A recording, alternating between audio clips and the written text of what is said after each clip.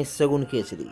जनपद मुजफ्फरनगर गांव भोपाल में ट्रस्ट मेरा गांव मेरा देश के राष्ट्रीय अध्यक्ष बलबीर सैनी के निवास स्थान पर भागवत कथा आचार्य अजय कृष्ण गांव की समस्या और समाधान के बारे में विचार विमर्श करते हुए। देखिए, आप तो राष्ट्रीय अध्यक्ष हैं।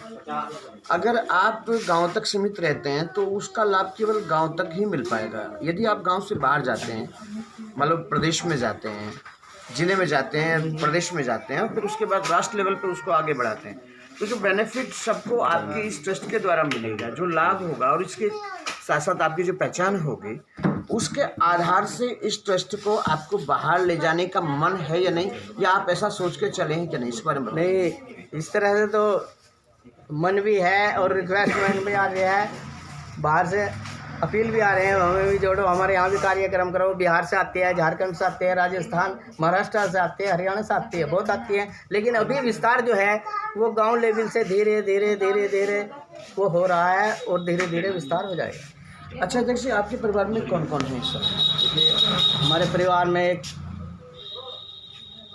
भाई हम हैं और हमारी वाइफ है, 2 बच्चे हैं, एक लड़की है, लड़की की शादी कर दी, 2 लड़के हैं, उनके बच्चे हैं।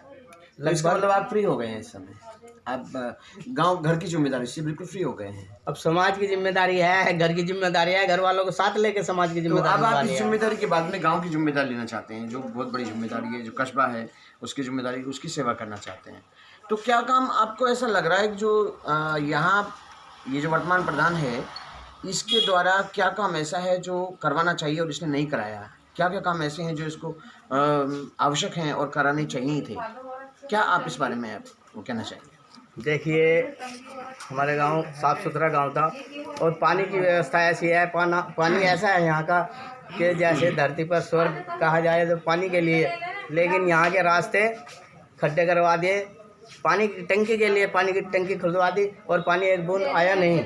वो पैसा कहाँ गया? वो समाज में लगता, गांव समाज में लगता, गरीबों में लगता तो विकास होता। उसके लिए जो कोई ऐसी योजना है जो सबके लिए समान रूप से विकसित हो।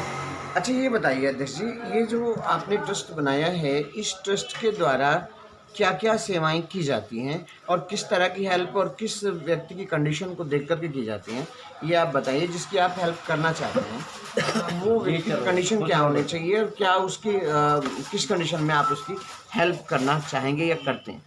देखिए, इस तरह हमारे ट्रस्ट के द्वारा जैसे दिव्यांग जन हैं जो आर्थिक रूप से कमज़ोर हैं, कमा नहीं पाते, उनकी हेल्प की जाती है। या विधवाएं हैं जो कमाने में जिनका सहारा नहीं है कोई, उनकी हेल्प की जाती है। या बच्चे हैं ऐसे जिनके यहाँ अब सर्दी आ रही है, उनके गर्म कपड़े का कोई हिसाब नहीं है, कोई व्यवस्था नहीं है, उनकी सहायता की जाती है। और पिछली गणतंत्र दिवस पे हमने बैग स्टेशनरी दी थी उन बच्चों के लिए जो गरीब बच्चे थे, उनके लिए दिया था। और इस तरह देते रहते हैं पात्रता देख करके, जो जिनके यहाँ कमाई का कोई साधन नहीं है, जो गरीब हैं बेचारे, जो किसी तरह से वो। अच्छा, इसमें अध्यक्ष में कुछ ऐसी चीज़ें होती हैं जो आप लोग दे देते हैं। मान लो सपोज कीजिए किसी को ठंडी लग रही है, आपने उसको कपड़ा दे दिया, भूख लगी तो उसे आप खाना दे रहे हैं, वहाँ तक आपने कर दिया। किंतु क्या कभी आपने सोचा कि यदि कोई ऐसा किसी को परमानेंट कोई ऐसा रास्ता दिया जाए, कोई मार्ग दिया जाए ताकि उसकी लाइफ बन सके? यदि कोई गरीब बच्चा है, पढ़ना चाहता है, जिज्ञासु है, उसकी निष्ठा है, वो एक प्रकार से पढ़ना भी चाहता है, आगे बढ़ना भी चाहता है, तो उसके विषय में भी आपके इस ट्रस्ट में कर सकते हैं, उसके लिए भी हेल्प होती है। और जैसी स्थिति होती है बच्चे को गाइड किया जाता है, उसको संस्कारित रूप से उसके परिवार वालों को कहा जाता है और उनके परिवार वालों को शिक्षा दी जाती है कि भाई कमाओ ज़्यादा है। नहीं, सवाल शिक्षा का नहीं है, सवाल यह है कि उसकी जो बेरोजगारी या उसके यहाँ जो पैसे की व्यवस्था नहीं है, वो मैनेज नहीं कर सकता, किंतु बढ़ना चाहता है बच्चा, पढ़ना चाहता है, बढ़ना चाहता है, तो उसके विषय में आपके कोई ट्रस्ट में इस तरह का ऑप्शन है क्या?